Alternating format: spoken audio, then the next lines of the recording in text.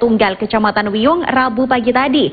Sementara Zahrul Asar Asumta atau Gus Hans, calon wakil gubernur Jatim nomor urut 3, mencoblos di TPS 007 di kawasan Pondok Pesantren Darul Ulum Jombang. Sebelum menyalurkan suaranya, Gus Hans menyempatkan diri ziarah ke makam keluarga.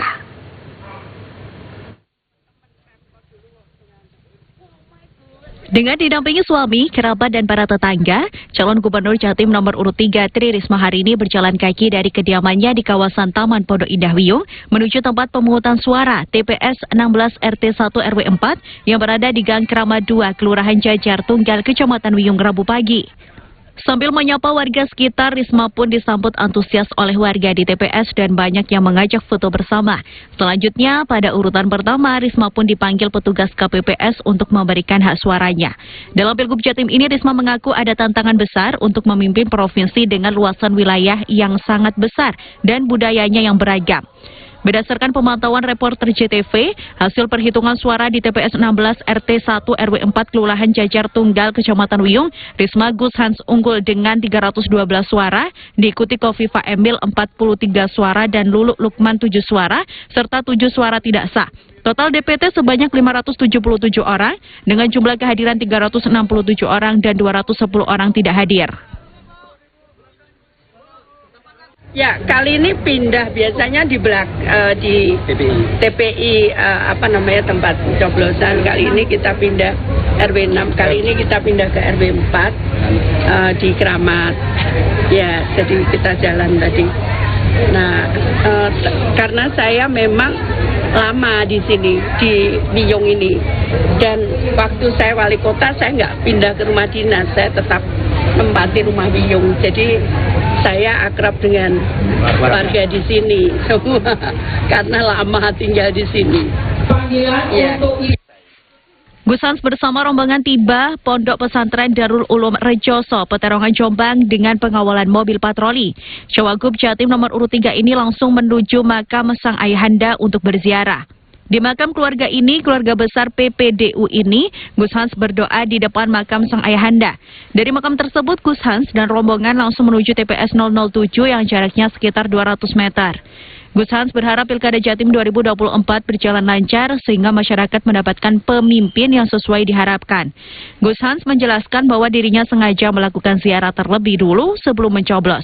Kegiatan tersebut merupakan tradisi keluarga. Ya, saya harapkan semua berjalan lancar dan masyarakat mendapatkan pimpinan yang sesuai dengan diharapkan. Sehingga mudah-mudahan Jawa Timur bisa lebih bersih, lebih resik, dan juga masyarakat bisa merasakan dampak dari proses politik yang mahal. Tim Liputan JTV. Pemirsa, Pilkada Kabupaten Sampang berjalan kondusif. Dua calon bupati sama-sama menggunakan hak pilihnya di TPS masing-masing.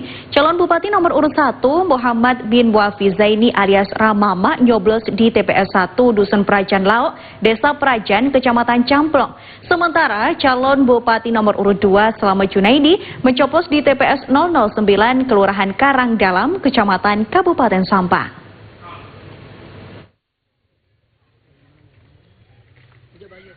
Calon Bupati Sampang nomor urut 1 Muhammad bin Muafi Zaini alias Ramama bersama istrinya Nyai Ita Fajriya Tamim mencoblos di TPS 1 Dusun Prajan Lauk, Desa Prajan, Kecamatan Camplong, Sampang pada Rabu pagi. Saat menuju TPS, Ramama bersama istrinya mengendarai motor metik sambil menyapa warga. Gus Mama yakin masyarakat Sampang bisa memilih calon pemimpin yang bisa membangun Sampang lebih baik dan lebih maju. Saya pikir siapapun yang terpilih di Sampang itu bisa membawa Sampang, dan bukan hanya di Sampang, tapi juga di Bangkalan, di Pamekasan, di Sumeneb, di Jawa Timur pada umumnya adalah pemimpin yang dihasilkan, pemimpin yang berkualitas, pemimpin yang punya etikat untuk memajukan Sampang dan daerahnya masing-masing dengan maksimal. Sementara itu, calon Bupati Sampang nomor urut 2, Slamet Junaidi menyalurkan hak pilihnya di TPS 009, Kelurahan Karangdalam, Kecamatan Kabupaten Sampang, Rabu pagi. Pria yang akrab disapa Haji Idi ditemani salah satu anaknya, Dava Zikri Januar Junaidi. Sebelum berangkat, Haji Idi berkumpul bersama keluarga, kemudian berpamitan menuju TPS. Haji Idi sangat optimis bisa unggul di Pilkada tahun ini, karena segala upaya tahapan demi tahapan Pilkada 2024 termasuk kampanye telah dilakukan maksimal. Alhamdulillah kita sudah berusaha ya, sudah berupaya bagaimana kita melakukan kegiatan tahapan, pilkada termasuk kampanye dan seterusnya. Kita tentu optimis.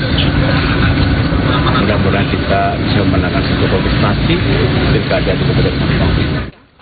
Kedua calon Bupati Sampang ini berharap Pilkada Sampang berjalan kondusif dan siapapun yang terpilih bisa membawa Kabupaten Sampang menjadi lebih baik. Ali Muhdor, CTV. Bersama dengan keluarganya, pasangan nomor urut 2 Yuronur Effendi dan Dirham Akbar Aksara Rabu siang datang ke TPS berbeda. Yuronur Effendi mencoblos di TPS 2 di Kelurahan Banjar Mendalan, Kecamatan Lamongan Kota. Sementara calon wakil Bupati Dirham Akbar Aksara menyoblos di TPS 14 di Desa Sedayu Lawas, Kecamatan Brondong, Lamongan.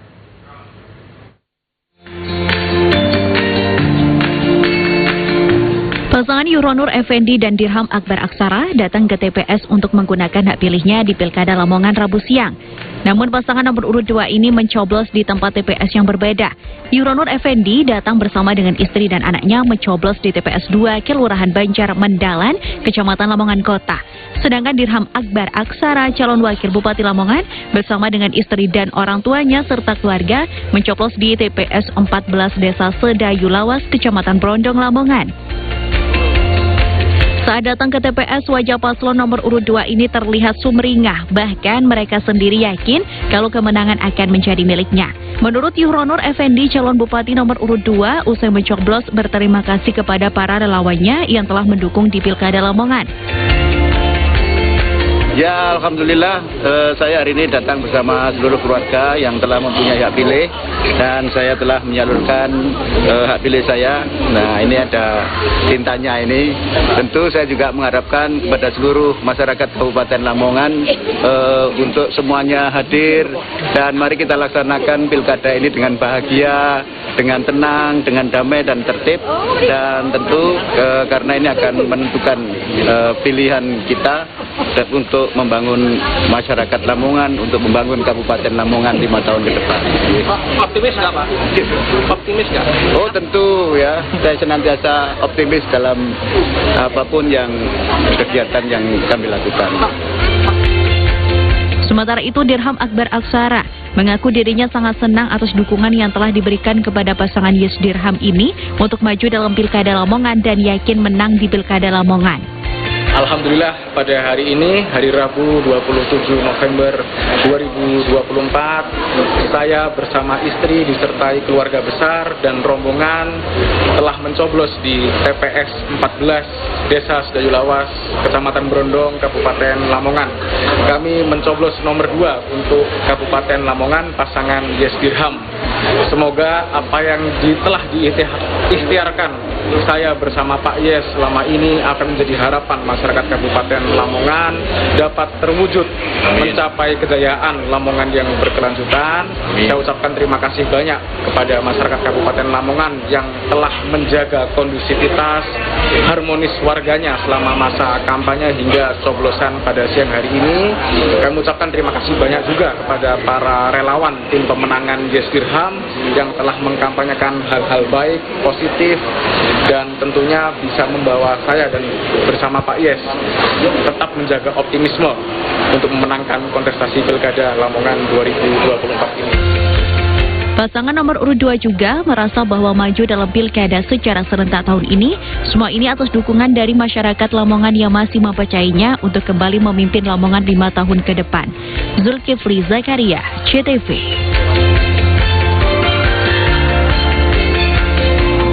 Informasi update terkait perhitungan cepat KPU Jatim akan kami hadirkan sesaat lagi, tetaplah di Pojok Pitu.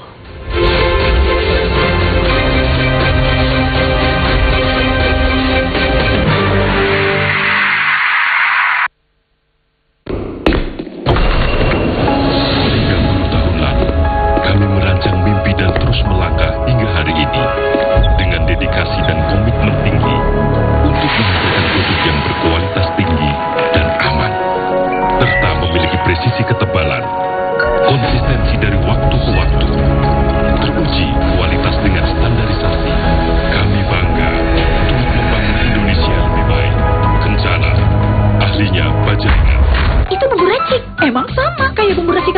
Iya dong, bahannya sama-sama asli, prosesnya juga sama.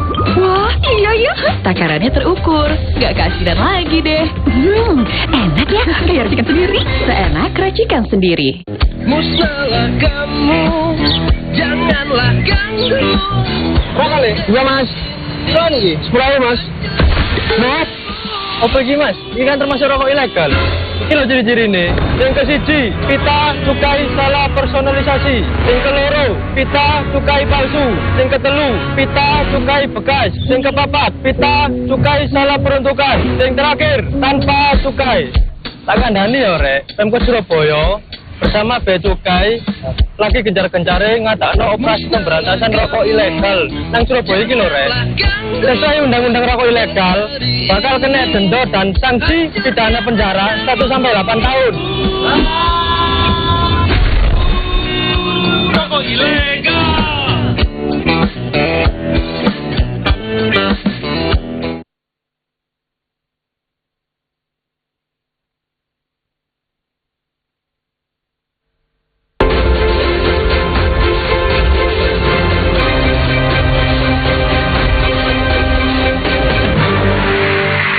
Unggul hasil quick count, Kofifa Emil tumpengan bersama relawan di posko kemenangan. Untuk mengetahui sejauh mana update terbaru, terhubung dengan reporter Selvi Wang. Selamat malam rekan Selvi.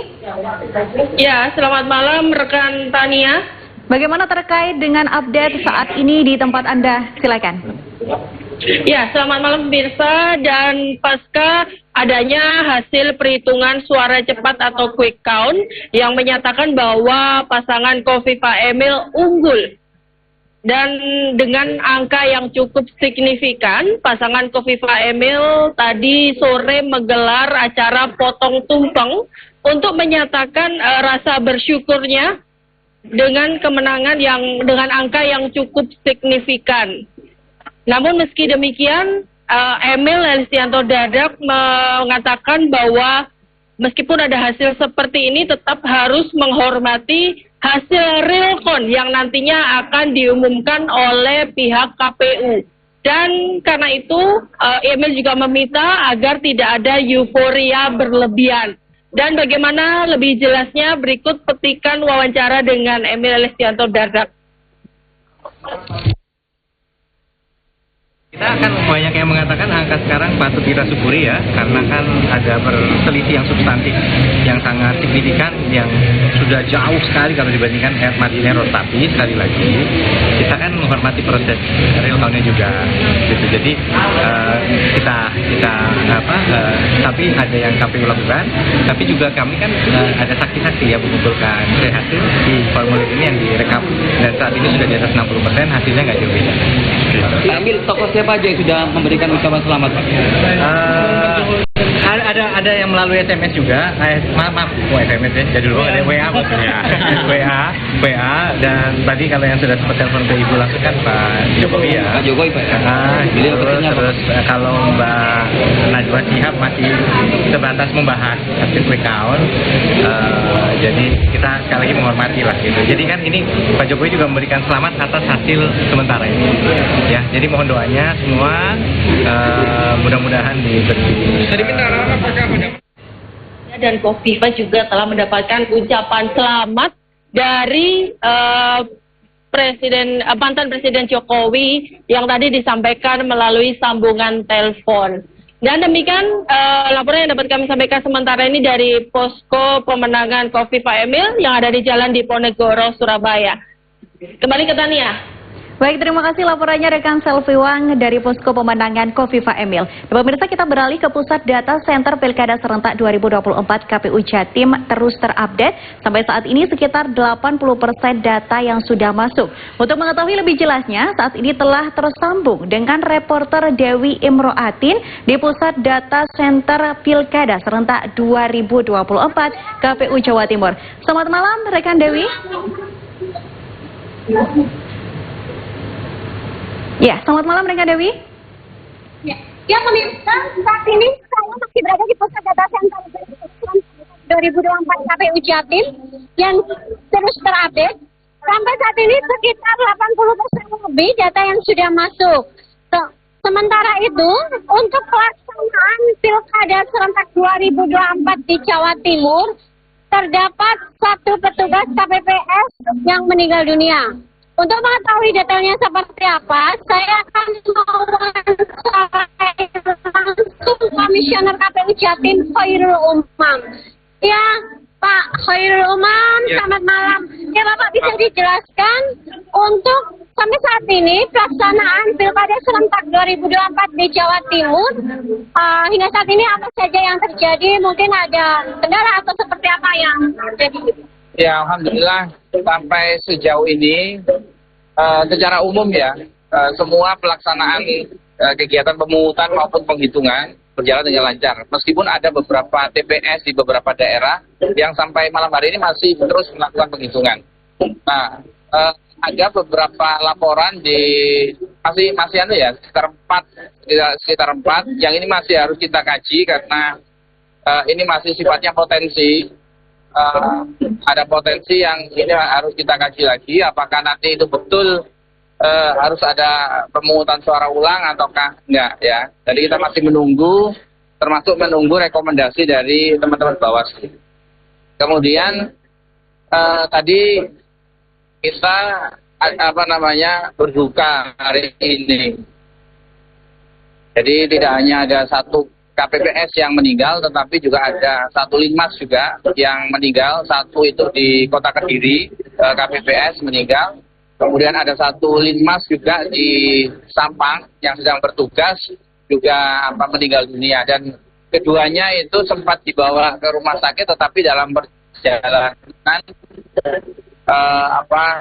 meninggal dunia. Kemudian ada kejadian lagi 1 di Nganjuk, itu pemilih sudah usia lanjut, itu juga pada saat akan menggunakan hak pilihnya di dalam bilik, laporan teman-teman itu mengalami drop, kemudian jatuh, kemudian dievakuasi ke rumah sakit juga dalam perjalanan meninggal. Namun demikian semuanya sudah berjalan dengan lancar. Ini kita sampai hari ini masih menunggu progress report dari teman-teman di kabupaten kota. Untuk yang meninggal itu sampai saat ini sudah diketahui penyebabnya apa? Rata-rata kelelahan ya, baik di Kota Kediri maupun yang di Sampang itu kelelahan. Ya. Ya, untuk data sendiri, data center sampai saat ini yang sudah masuk berapa? Masih di sekitaran 80%. Masih ya. Ya. Ya, baik, terima kasih Bapak, semoga pelaksanaannya berjalan lancar. Ya, pemirsa, itu tadi laporan saya di Pusat Data Center Pilkada Serentak 2024 KPU Jatim. Untuk mengetahui terus informasi Pilkada Serentak 2024 selalu saksikan JTV. Saya Dewi Muratin dan juru kamera Agasi Lasura melaporkan dari Pusat Data Center Pilkada Serentak KPU Jatim. Terima kasih rekan Dewi Imroatin juga juru kamera Agasi Lasura laporannya. Sementara itu pemirsa, calon gubernur dan wakil gubernur Jatim nomor urut 3 Tri Risma Harini dan Gus Hans tumbang di TPS 02 Kelurahan Surondakan Trenggalek tempat mencoblos calon bupati petahana Muhammad Nur Arifin. Risma Gus Hans hanya meraih 127 suara, kalah dibanding Kofifa Emil yang meraih 224 suara.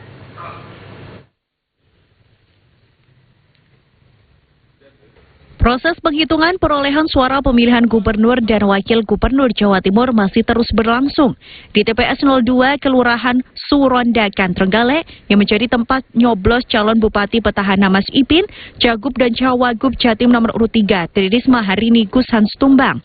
Dari data yang masuk, pasangan Tri Risma Gus Hans hanya mendapatkan 127 suara, kalau telah dibandingkan pasangan Kofifa Emil yang meraih 224 suara. Sementara pasangan Lulu Lukman hanya mendapatkan 11 suara. Ketua KPPS TPS 02 Kelurahan Surondakan, Yohan Malvin mengatakan, di TPS 02 total DPT sebanyak 568 orang. Pemilih yang hadir 376 orang dan suara tidak sah 14 suara. Hasilnya untuk nomor urut 1, 11, kemudian nomor 2, 224, sedangkan untuk nomor 3 diperoleh 127. Sedangkan untuk yang tidak sah 14. Tadi ada sempat yang lubang besar itu karena apa Pak? Itu tadi ada semacam dipotong jadi ada gambar salah satu paslon yang dipotong. Yang model seperti itu cuma 1 aja berarti? Bagaimana? Yang model seperti itu 1 aja? Hanya 1 saja. Kategori ini gimana?